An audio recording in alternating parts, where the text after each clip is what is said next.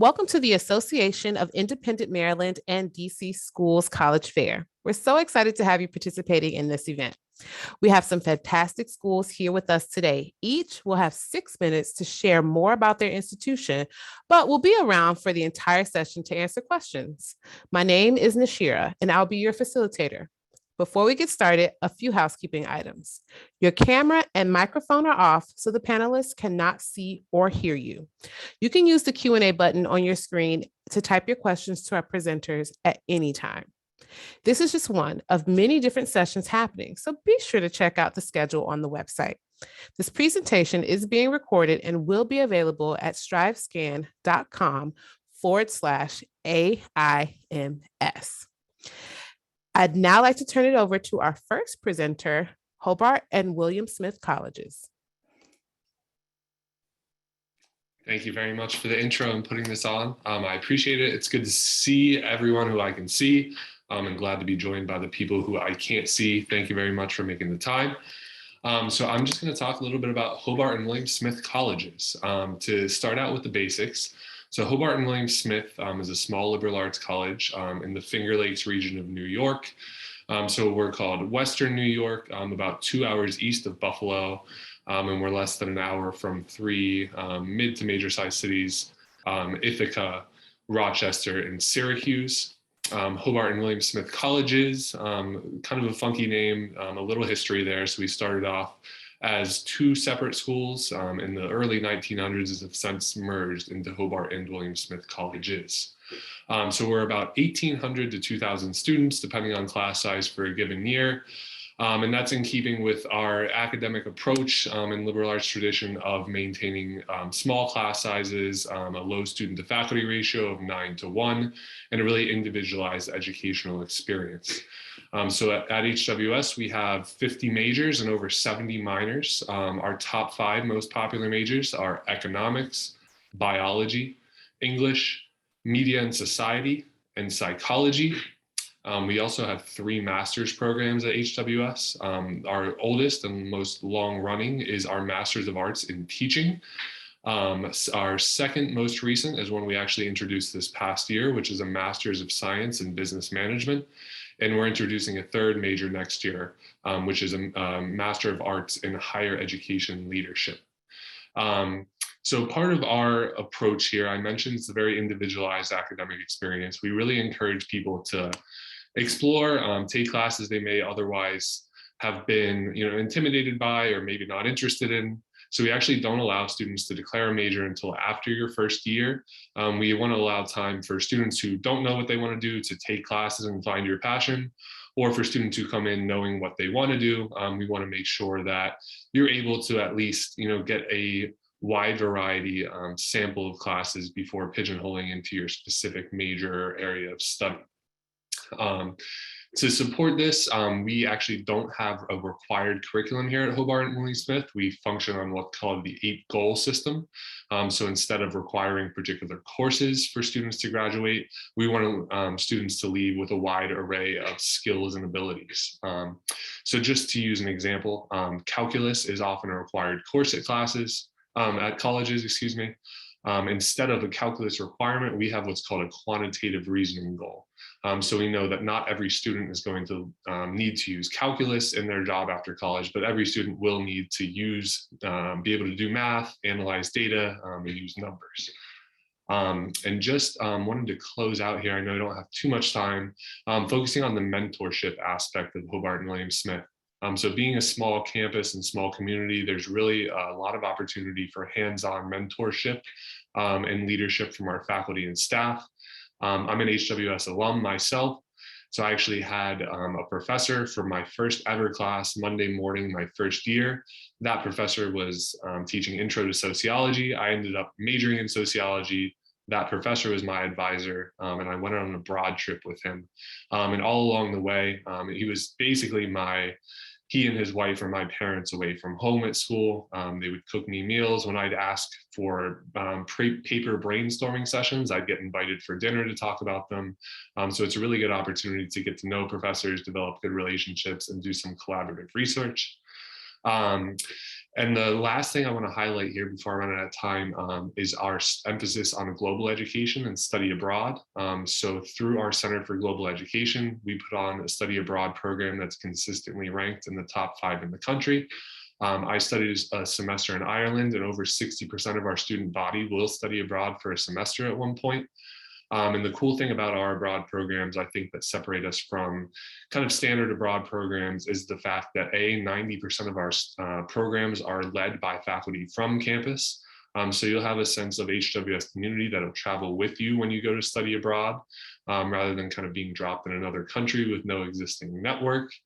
And then also our pre-departure and post-return programs, which prepare students to be aware of the cultural history, the language of the place they're going to, kind of the geographic and local cultural tradition, as well as programs when you get back that focus on reverse culture shock and make sure that you have a seamless transition back to learning in the United States.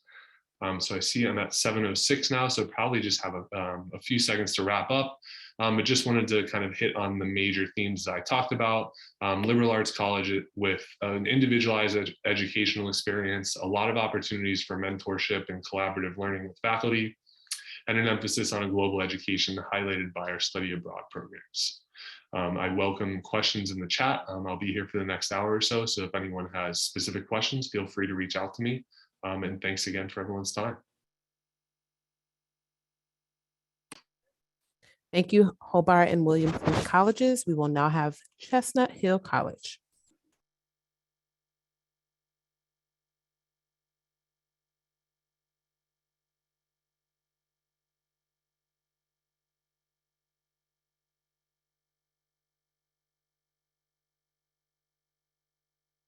Chestnut Hill, you're on mute.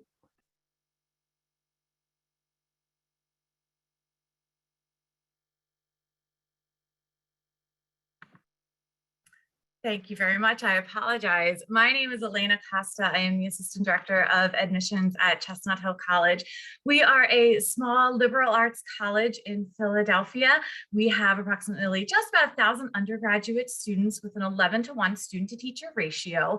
It is a small community. It is a personalized community where faculty and staff alike are very invested in the success of our Chestnut Hill College Griffins. A few things that are important for us to highlight are our majors. We have more than 30 different programs of study for our students from which they can choose. Our most popular are our business majors and those that fall under the business umbrella, our biology major, and our psychology major. One of the things that makes Chestnut Hill College unique as well is that for students who are uncertain of what they are interested in majoring in as they're coming into Chestnut Hill is the opportunity to participate in our academic discovery program, which is a unique program for students to be able to work directly with academic advising, with career development, with all of the resources on our campus in order to help you select courses, network with different professionals in various fields, and then at the completion of your sophomore year, choose a major that you are confident is the right path for you. We also offer a wonderful global education program with opportunities to study abroad in 15 countries if you choose to go abroad. We also, as a member of the consortium of a Sister of St. Joseph's School, we have sister schools across the country. So if you aren't interested in going as far as overseas or abroad, you have an opportunity to study for a semester at another college that is run by the Sisters of St. Joseph around the country. So that's something that's really unique and that our students take advantage of very often. Sharing with you some of our resources, as I mentioned, we're a small, individualized, very personalized institution. And so we have resources for our students in any sort of area, subject area, or support that they may need. To highlight, we have a math resource center, a writing center, a foreign language center. Every student coming into Chestnut Hill College will also have a personal librarian in order to ensure that they have the resources accessible to them for anything that they may need in any of their courses. We have an academic computing center, academic advising with personalized advisors for our students, a disability resource center, our health services office, a counseling center, and our dean's office, which makes itself available for our students and for support. We have more than 30 different clubs and organizations, and these are just a few of the incredible clubs and opportunities for our students to be able to get involved. For a small school, our students show a lot of school spirit, and so there are opportunities for our students to really get involved in anything that they may be interested in. We also offer students the opportunity to create their own clubs, to work with their friends, have a faculty or staff advisor, and create their own club or organization if one doesn't currently exist. And so there are just so many opportunities at Chestnut Hill College for our students to really become leaders, both on campus and off campus. We are also a Division II athletic institution. We have fall sports, winter sports, spring sports. The only sport that is not a member of the CACC, the Central Atlantic Collegiate Conference, is sprint football. Many are not familiar with sprint football, but sprint football is a league that is played, and the distinction is that there is a weight limit. So football players need to weigh in at under 172 pounds in order to be eligible to play. We play some of the Ivy League schools. We play Princeton, we play Cornell. We also play against Army and Navy, and we also have a winning record against some of our Ivy League competitors. So it's definitely a source of pride, another thing to be able to add to our school spirit. Our men's lacrosse team also won the CACC championship last year, and our women's basketball team made it to the playoffs this year. So we're really proud of our students and our student athletes, and there's a lot of school spirit, whether you are an athlete or whether you are cheering our teams on. And here are just a few locations of where our graduates have interned and have been employed after they graduate from Chestnut Hill College. So there are a wealth of opportunities. And again, that personal connection in our career development office works with students to garner their interest, work with them on their paths and where they see themselves after graduation, and help network to get them there. And I just wanted to share with you our contact information. I will be glad to answer any questions that you may have. You're welcome to reach out directly. I want to highlight we are available. We are rolling admission, and so our application is available both on the Common App or through our website. You're welcome to use our fee waiver code Griffin, which will waive your application fee. And then once we receive your application and your transcripts, we will do our best to send an admissions decision and your scholarship information to you as quickly as possible. So please don't hesitate to reach out, and we will be glad to walk you through all of the steps in the process, and hopefully look forward to seeing you on campus as one of our newest Griffins. So thank you very much for your time this evening. I appreciate it, and I wish you each very luck in your college search. Thank you, Chestnut Hill College. We will now have Sarah Lawrence College. Welcome, everyone. Hopefully you can hear me. Thank you so much for joining us today. My name is Ingrid Loveras, and I am one of the Assistant Directors of Admissions at Sarah Lawrence College. I'm also an alum, so I will be sharing some anecdotes and experiences when I was a student, as well as our current student experiences, and go over some unique factors of our college.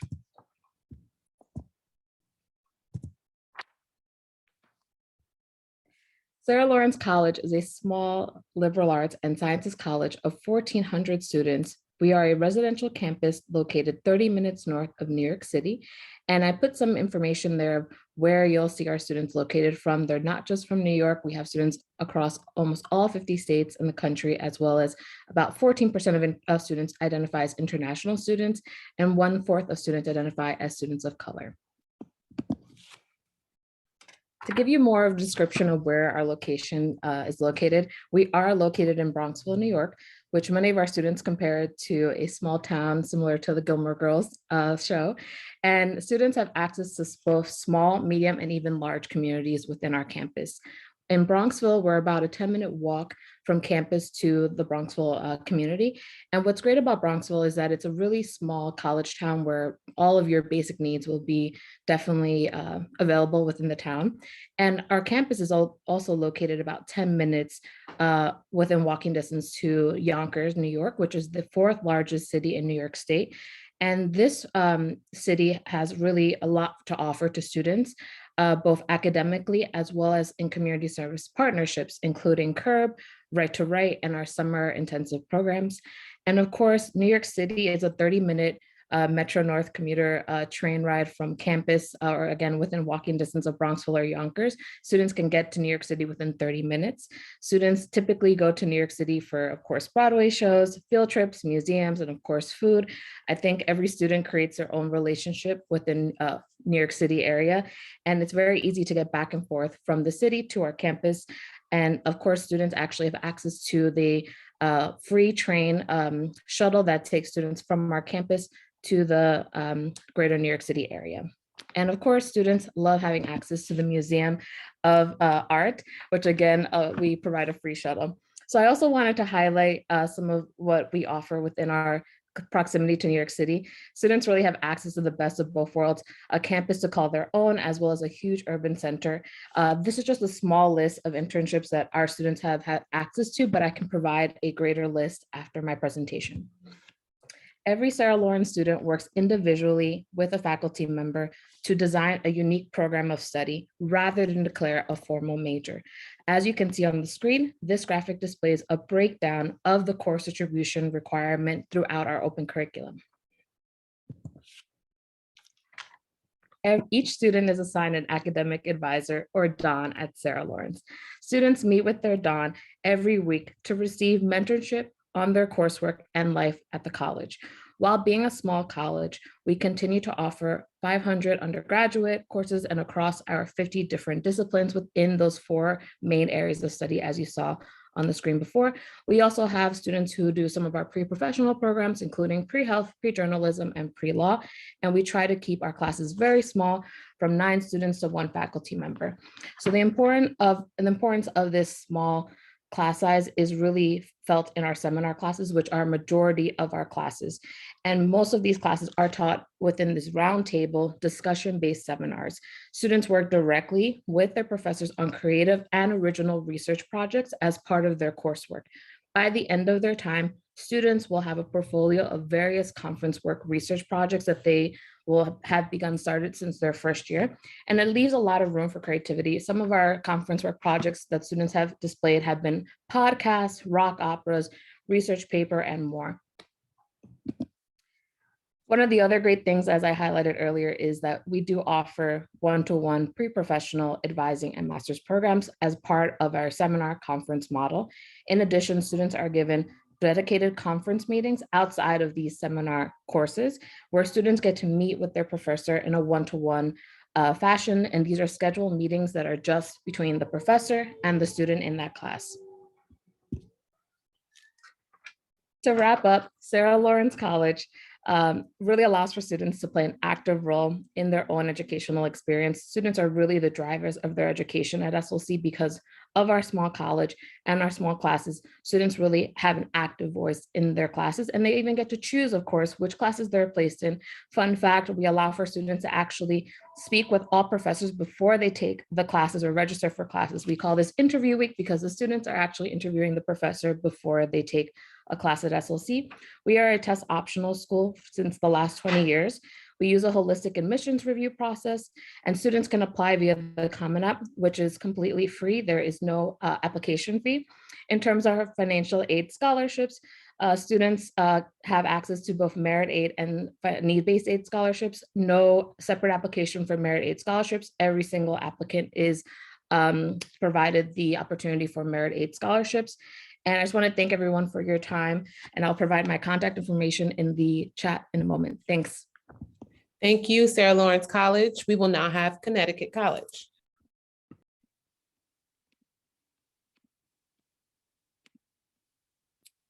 All righty, everybody. Hi, my name is Ashlyn Healy. I am an assistant director of admission at Connecticut College.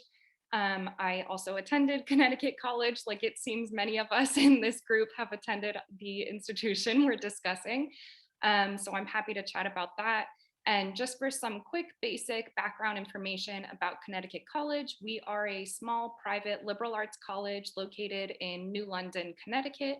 Our total enrollment is just around 1,900 students. So when I say small, I mean small, but not so small that you'll always be running into the same people and never making any new friends.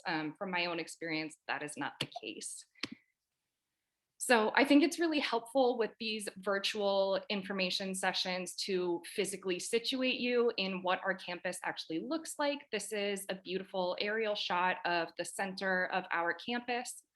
As you can see, there are lots of trees all over campus. We are an arboretum campus, so the entire campus is actually an arboretum. In total, our campus is 750 acres, and we are located right on the coast of Connecticut. So the water, you can actually see the water from campus, which is super cool.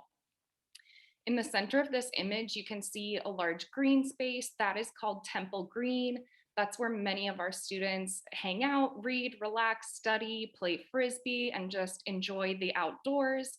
Another really cool aspect of this green space on campus is that this is actually where all of our varsity soccer games are played. So if you look to the left of this image, you can see the soccer goals there. And fun fact, our men's soccer team won the national championship this past fall, so we are very proud of them.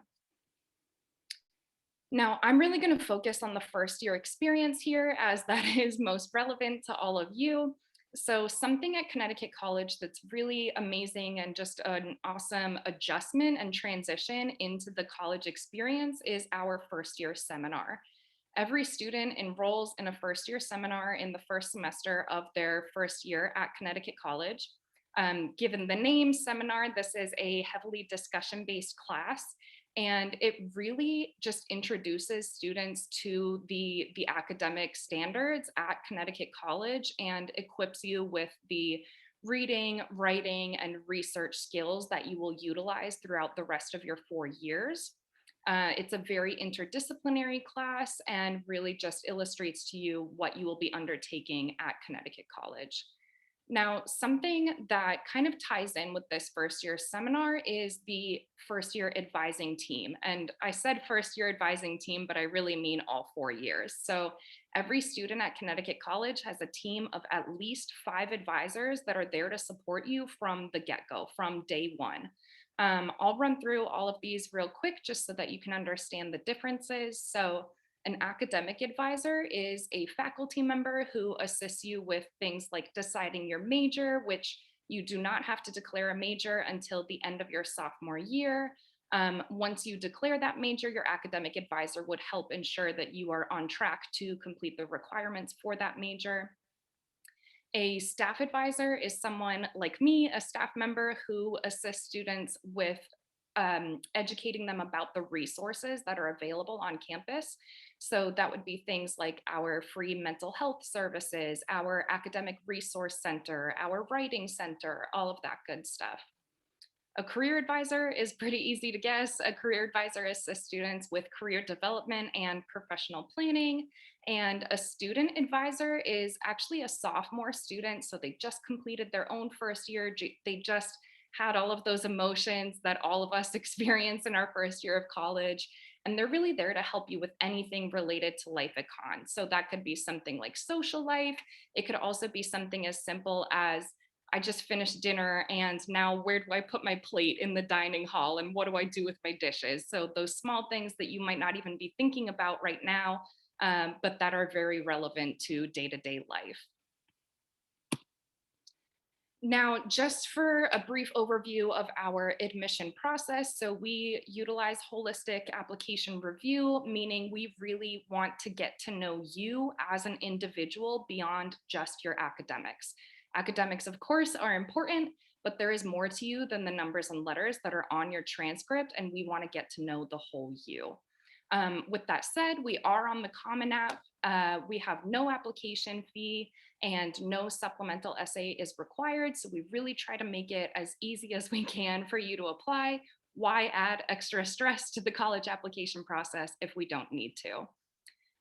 We are a test optional school. We have been for over a decade. That is not a COVID-based decision for us. That is a value-based decision for us. In terms of interviews, interviews are not required, but they are strongly encouraged. It's a really great way for you to get to know Connecticut College better and for us to get to know you a little bit better. Now, in terms of financial aid, we do meet 100% of demonstrated need. Our average financial aid award is approximately $46,500. 89% of that aid comes in the form of a grant. This is a wonderful thing because a grant does not need to be paid back. A grant is a gift from Connecticut College and the federal government sometimes directly to you. It does not need to be paid back. We offer merit scholarships to all of our students. So all applications are automatically reviewed for merit scholarships, regardless of whether or not you are applying for need-based financial aid. No extra boxes to check or questions to answer. Our deadlines here: early decision 1, November 15th, early decision 2, and regular decision is January 15th. And my contact information is listed right here. I am the rep for the DC area. So if you have any questions, please don't hesitate to reach out. Thank you so much. Thank you, Connecticut College. We will now have St. Michael's College. Awesome. Thanks so much. Let me just get my slides. There we go. I'm excited to be with all of you this evening. My name is Allison. I am a Regional Associate Director of Admissions at St. Michael's College, and it's my pleasure to share some information with you about our school this evening. When we start sharing our story about St. Michael's College, we really like to start at the beginning. We are a liberal arts Catholic college founded in 1904 by the Society of St. Edmund, or Edmundites, as we lovingly call them. We are the only college founded by the Edmundites, and they, as an order, really care deeply about the education of young people and about our greater world. And from them, we really embrace, as a community, a spirit of social justice on campus, within our academic curriculum and in our residential community. And being a liberal arts school, we really value interdisciplinary studies. We encourage students to think beyond the classroom and apply their knowledge to real world experiences. At St. Michael's, we really like to foster passionate curiosity in our students while providing them with intellectual opportunities to grow. Right now, you're taking a look at kind of our quad on campus and a shot off into the Adirondacks. We're located just outside of the city of Burlington, Vermont, in the town of Colchester. And so you're looking kind of across to Lake Champlain there, which is a lovely a view to have.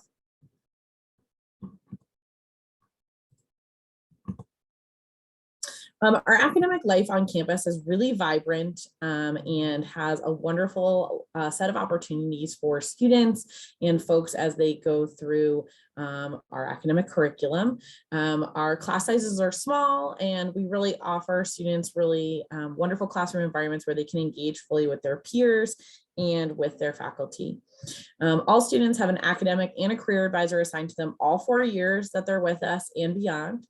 We have a really comprehensive approach to advising that focuses on supporting students as a whole from the academic perspective and through their personal life perspective. We offer 40 majors and 40 minors. Most of our students arrive on campus undecided, and with the assistance of their academic and career advisors, we'll kind of figure out which program of study will be the best fit for them. Our most popular majors are business administration, biology, health sciences, education, media studies, journalism, and the digital arts, environmental science, and environmental studies.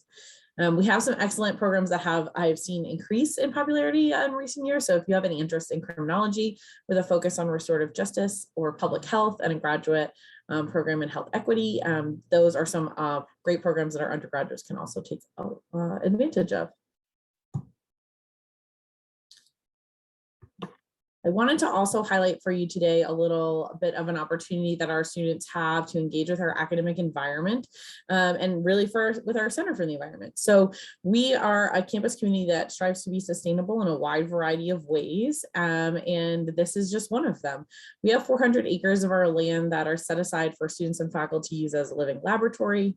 We have a 2-acre permaculture site on campus where we grow an abundance of our own food for our dining hall and support local food pantries. We're the first Vermont Higher Ed Institute to work with federal wetlands easement program in the long-term preservation of the natural habitat in Vermont and to assist in reducing harmful phosphorus runoff into Lake Champlain. We have a wide range of opportunities for students to engage in this area, whether it's through our sustainability committee or through any of our environmental science and environmental studies programs, conducting research, our Green Up Club, a whole range of opportunities. We also have an Adventure Sports Center on campus. So this is where our students like to spend some time on the weekends and get off campus and enjoy the local area. We have opportunities for students who would like to be trained as adventure sport coaches, as guides. If you've never hiked before, we also have opportunities for students to just learn what opportunities are in the great outdoors. We also have a really impressive gear room, so you have the opportunity to borrow our gear while you are with us, which I think is a wonderful opportunity. We also have a ski and ride program. So if you're interested in learning how to ski, or if you already know, we have that too. We also have a really impressive fire and rescue program on campus. This is an all-volunteer, student-run fire and rescue program. They've been serving our local area 24/7, 365 since 1969. Each year, they make about 3,200 calls to the local area. And so this is just a group of students that we're really impressed with and proud of on campus. No experience necessary. All students are welcome to join and be certified and trained if that's something they're interested in while they're with us. We also have NCAA Division II sports. We have 21 of them. Yes, some skiing and snowboarding, but also plenty of other opportunities to participate in NCAA Division II sports if that's what you're interested in. We also have a whole host of intramural sports, club level sports, and other opportunities for our students to engage in. I think a hallmark of a St. Mike's student is to just really be involved and be doing things on the weekends and evenings. They're all really busy and wonderful students. As you're thinking about places to attend or go as you're going through your college admission process, I also just wanted to share a little bit about the admission process with you. We are a Common App exclusive school. We are not considered a rolling admissions school, so our opportunity to send decisions comes for those 3 dates, and we send our decisions out on 3 dates. We're really looking for students who perform well, who will perform well in our classrooms and engage in our community. We are really looking for what you do outside of the classroom to be a part of the admission process, and we want to know what you're doing outside of the classroom, so feel free to include that in your application. We have also been test score optional since 2009, and we look forward to working with you throughout your college admission process. I will drop my contact info in the chat, and I look forward to answering any other questions that you have along the way. Thanks. Thank you, St. Michael's College. We will now have Colby College. Hi, everybody. I hope you're doing well. My name is Liam Wallace. I'm an Associate Director of Admissions here at Colby College. So at the very highest level, Colby is a small liberal arts college with 56 majors and 35 minors, as well as the option to design your own major. So this is really one of the most expansive sets of academic offerings for a school of our size, which is about 2,000 students in the country. And our students are able to take courses in everything from art history to managerial economics to science, technology, and society. Now, one of the really defining features of the academic program at the college is that Colby operates on a 4-1-4 academic calendar, which means students take 4 courses in the fall, pursue 1 intensive academic or career-related experience during our January term, which we call Jan Plan, and then take 4 courses again in the spring. So Jan Plan provides a ton of flexibility in the academic schedule for students. And students are able to pursue the things they're the most excited about or really want to specifically focus on for 1 month during that time. So students have opportunities to take courses on campus with faculty members or community members, or they can also take courses that travel around the world with their faculty members. In recent years, we've had students travel as far from campus with professors as Sri Lanka, Uganda, and Colombia, all for January plan classes. At the same time, students are also able to pursue research and internship opportunities anywhere in the world they'd like to do that, whether that's close to campus, close to home for them, or really anywhere else. So at the same time, Colby's curricular resources are enriched by labs that are really dedicated to promoting student research and connecting the college's learning experience for students with the world's most pressing and complex challenges. A great example of this is Colby's Buck Lab for Climate Change and Environment, which allows our students to pursue funded research in climate change and sustainability with partner institutions. At the same time, Colby also has the Lindy Packman Lab for Biosciences Innovation, which has created a pipeline for students and faculty to pursue funded research in biotechnology, biomedicine, and bioinformatics. Colby also recently launched the first cross-disciplinary Institute for Artificial Intelligence at a liberal arts college. And so this institute, the Davis Institute for Artificial Intelligence, was created thanks to a $30 million gift from the Davis family, and it provides new pathways for talented students and faculty to conduct research and then create and apply artificial intelligence and machine learning across a really wide variety of disciplines, which will really set the precedent for how liberal arts colleges teach students about artificial intelligence moving forward. Additionally, Colby also has a substantial focus on experiential learning. And so with that in mind, At Colby, we want every student to have access to at least one meaningful internship, research, and global experience. So to make this happen, in 2017, Colby launched a program called Davis Connects, which guarantees all of our students access to a global experience, regardless of their ability to pay. And it's worth noting this is separate from our 200+ study abroad opportunities that about 70% of Colby students take advantage of during their time at the college. But Davis Connects also completely replaced our Career Center. And in the process of doing that, we kind of took the traditional Career Center model and flipped it a bit on its head. So with that in mind, every student at Colby is assigned a career advisor during their first year on campus. And this person is someone who they'll really will work to get to know that student individually, to work with them, to understand what the student is interested in. And they'll also connect with others who know the student well on campus, including professors, coaches, other staff members, all to make sure we're able to find students those internship, research, and global experiences that are really explicitly related to the student's areas of interest. Colby also has a substantial focus on the arts. We have one of the best college art museums in the entire country. It's a really incredible learning resource for a diverse array of different departments on campus. It's used by 100 different classes on campus each year to expand upon classroom learning. This can range from, an art history class checking out a collection of Picasso sketches to a meteorology Jan Plan course looking at the differences in the ways that weather patterns are portrayed within paintings. Colby also recently established the Lunder Institute for American Art, thanks to a gift of more than $100 million in American art from the Lunder family. And so this really expands upon the museum's educational mission, but then also is the only research institute focused on American art of any college similar in size to Colby in the entire country. It also leverages the incredible collection of American art that we already have on campus, then brings top American art scholars to campus to conduct research and also to engage in discussion with our community. And Colby is also currently in the process of building a brand new arts facility on campus, the Gordon Center for Creative and Performing Arts, which will be completed for the fall of 2023 and will support an array of different creative endeavors within the performing arts. Colby also has a substantial focus on leading a healthy and active lifestyle. And so to that end, in 2020, we opened the building pictured here, the Harold Alfond Athletics and Recreation Center, which is a new $200 million, 350,000 square foot athletic complex. It's an absolutely incredible facility that houses a new 200-meter indoor track, an Olympic-sized pool built by Murtha, which is the company that builds pools for the Olympics. So it's a super fast competition space, as well as new squash facilities, new basketball and ice hockey facilities, and a new 13,500 square foot fitness facility, which is designed for use by the entire campus community. So if you're a varsity athlete, this is a great addition. If you're more casually involved in athletics, this is also really there for you as well.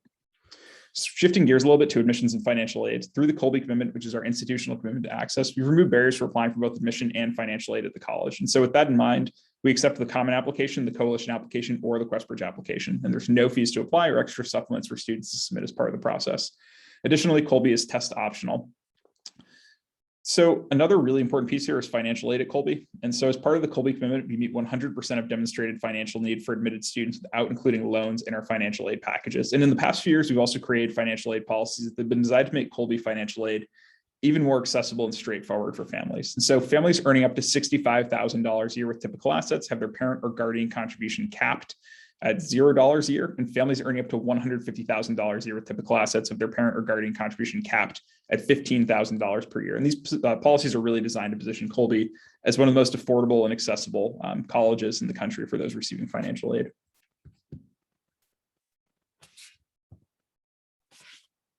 Right. Thank you, Colby College.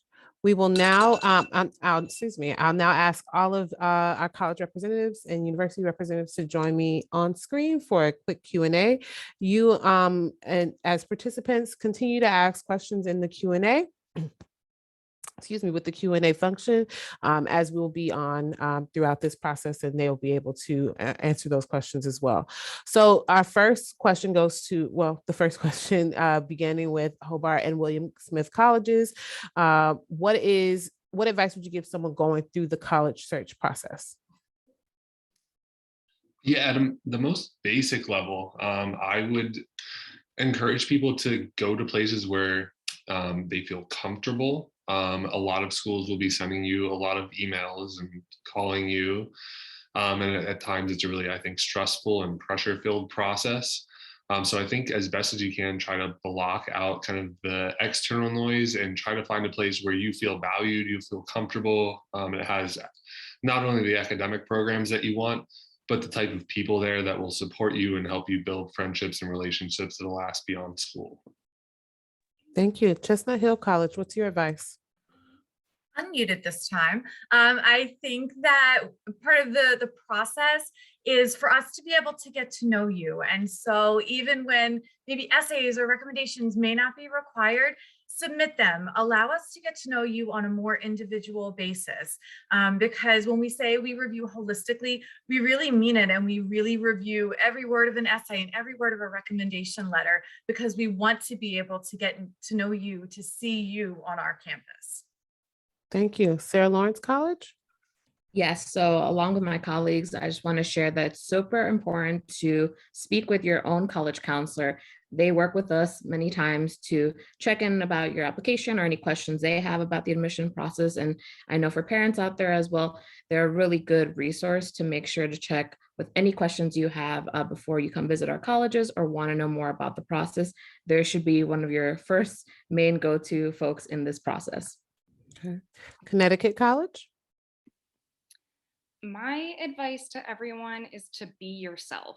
Be yourself, and you will find somewhere that is the perfect fit for you. I promise you, it will all work out. And I think I can see everyone nodding. We've all gone through this. I promise you, it will work out, and just be yourself. And that really just allows us to get to know you for who you are. Thank you. St. Michael's College? I'm going to deviate slightly and offer something specific to maybe the applications. Please use sentences and paragraphs in your applications and your essays and areas. We really love reading complete sentences and whole paragraphs, and conclusions to essays are really, really helpful. So just offering that up as a piece of advice. I wish I didn't have to remind folks of those things, but please remember to do them. Thank you. Colby College, your advice? Yeah, my advice would definitely be to be comprehensive, echoing what Elena had said. But when I'm talking about that, I really mean, sharing really everything that you have going on when you're talking about, when you're, filling out your application. I know a lot of students might be thinking about your activities, is this really something that colleges are excited about knowing about? But what I'd say is, if you're doing an activity that's personally impactful for you, that matters to you, we're definitely interested in knowing about that. And so if there's additional information that you feel is crucial for us to know to understand you better, I definitely, encourage you to, to share that information with us. We're trying to learn as much about you as we possibly can in a very brief period of time. And so it's definitely helpful for us to have that information from you that you think is the most crucial for us to have. All right, thank you. And that kind of helps me with this next part. I don't always get to this question, but I love this question. And again, you all are trying to learn about these colleges in a brief period of time. So what's one thing you want students to remember about your school? Hobart and William Smith Colleges, you go first. The one thing would be that we have a culture of yes, is how I like to put it. We're a small school, as I mentioned, with the ability to really connect with people at an individual level, whether that's, combining majors into a major that you design yourself, playing a sport and working a job on campus, going abroad. You're going to have to make trade-offs in college. There's some things you can do, some things you can't do with your limited amount of time. HWS, speaking from experience and now speaking observationally from this position, is a place that even when things are difficult to make work, people are going to support you and do everything they can to make sure you have the best and most well-rounded experience possible. Thank you. Chestnut Hill College?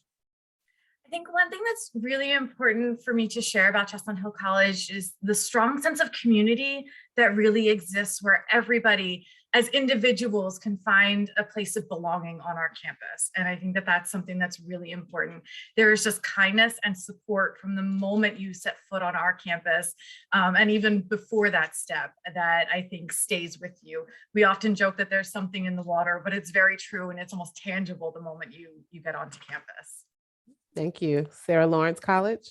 Yeah, I think what's really pretty wonderful about our academics is that students really are the owners and take, full ownership and independence of their academics at every point when they're starting off as a first year all the way to graduation. Students get to decide exactly what they're studying through our open curriculum. And the fact that we don't require majors at any point really allows for students to have a dynamic experience before they graduate, so that they really have multiple transferable skills for any type of career they like to go into. Connecticut College? My one big thing is community. Connecticut College is nothing if not supportive. There is no one type of student that fits in at Connecticut College. The other thing I'll say is camels. We are one of only 2 schools in the nation with a camel mascot. It's pretty cool. We love it. We love to have fun with it. So remember camel. Thank you. St. Michael's College. I hope that folks remember that we're a fully residential school. So even though we're a small liberal arts college, all of our students are here on campus 24/7, all the time. So it makes for a really active living learning environment to have all of our students present. And that winters are not so bad in Vermont. They're a lot of fun. Come on down. Thank you. Colby College. Yeah, I mean, there's definitely a lot of things, obviously, that I'm sure all of us would like for you to remember about our schools. One of the really crucial pieces at Colby, just in general, is the level of support that exists for students on campus, from each other, but then also institutionally as well. So having, multi-level advising system of people who are really focused on the success of individual students when it comes to, career advising, graduate school advising, but also academic advising, but then also, support from different, offices on campus, including the health center, other resources for students are all really just incredibly crucial aspects of the experience of the college. That big community piece, everybody coming together to be part of one, community in a small campus, I think is really a crucial part of what we're able to offer, that incredible intimacy, but also outstanding academic environment. Thank you. And I want to thank all of the panelists and you for being here. When you close this window, there will be a link to a very quick 5-question survey, and we'd appreciate any feedback that you could provide. We encourage you to check back to the schedule to sign up for more sessions. You'll be able to find this session's recording as well as all the other sessions recordings at strivescan.com/AIMS. Thank you and have a good one.